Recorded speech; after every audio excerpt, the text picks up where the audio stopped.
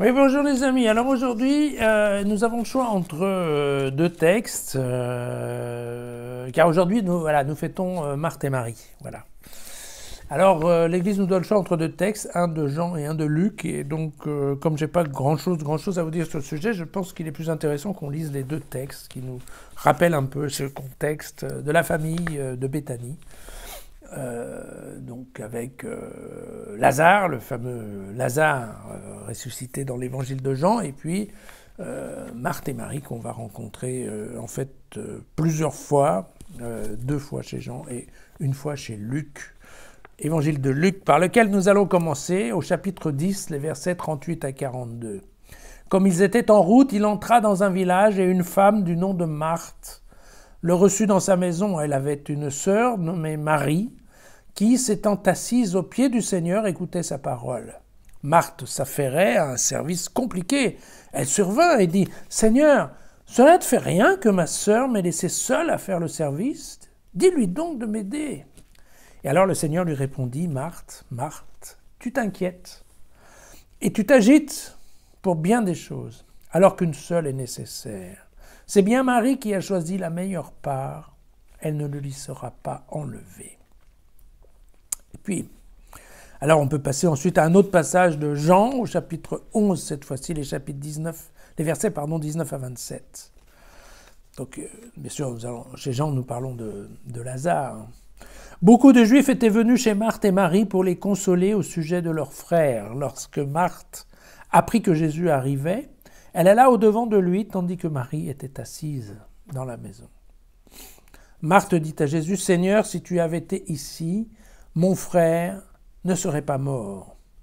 Mais maintenant encore, je sais que tout ce que tu demanderas à Dieu, Dieu te le donnera. » Alors Jésus lui dit, « Ton frère ressuscitera. » « Je sais, répondit-elle, il ressuscitera lors de la résurrection au dernier jour. » Mais Jésus lui dit, « Je suis la résurrection et la vie. Celui qui croit en moi, même s'il meurt, vivra, et quiconque vit et croit en moi ne mourra jamais. Crois-tu cela? » « Oui, Seigneur, répondit-elle, je crois que tu es le Christ, le Fils de Dieu, celui qui vient dans le monde. » Et là-dessus, elle partit appeler sa sœur Marie, et lui dit tout bas, « Le Maître est là et il t'appelle. » Alors à ces mots, Marie se leva immédiatement, et elle alla aussi vers lui. Jésus, en effet, n'était pas encore entré dans le village. Il se trouvait toujours à l'endroit où Marthe l'avait rencontré. Les Juifs étaient avec Marie dans la maison et ils cherchaient à la consoler. Alors ils la virent se lever soudain pour sortir et ils la suivirent. Ils se figuraient qu'elle se rendait au tombeau pour s'y lamenter.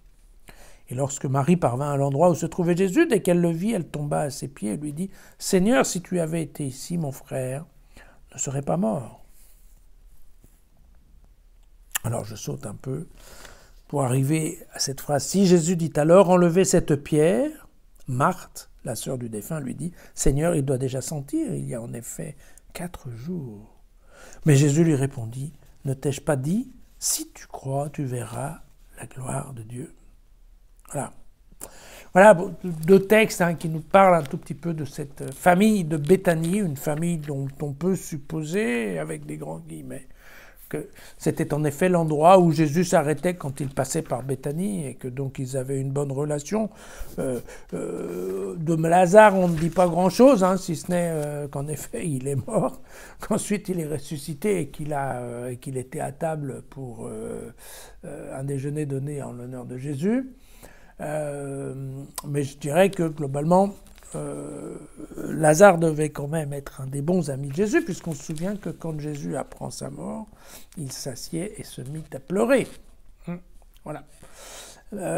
Ensuite, vous voyez bien que les évangiles nous racontent toujours une Marthe tout à fait rapide, affairée, une Marthe avec beaucoup de foi, une foi pratique, parce que vous voyez qu'elle est la première à dire « Oui, je sais que tu es le Fils de Dieu, tu es le Christ, le Fils de Dieu. » ce qui est quand même une démarche qui n'est pas courante dans l'évangile de Jean.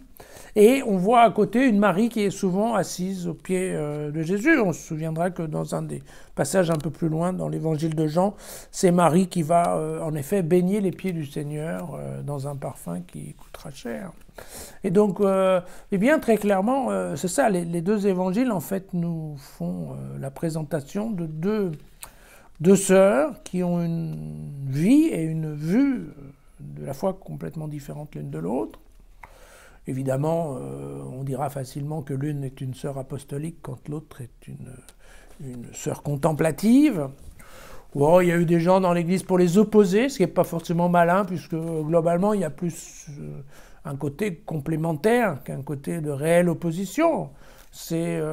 Par contre, c'est ce qui est quand même intéressant dans ces figures qui ont dû exister, même si, encore une fois, il y avait à l'époque beaucoup de Marthe et beaucoup de Marie, donc on n'est quand même pas très très certain de l'exactitude de ce dont on parle. Mais ce qui est vrai, c'est qu'à travers les évangiles, on obtient bien deux figures assez différentes de la foi, avec deux options qui sont données, plus que deux bien entendu, mais enfin globalement c'est les deux extrêmes, soit une personne assez attentive aux paroles qui va vivre dans une certaine réflexion et dans une certaine douceur, alors qu'au contraire, d'autres vont peut-être moins écouter, mais peut-être plus mettre en œuvre un certain nombre de choses énoncées par le Seigneur.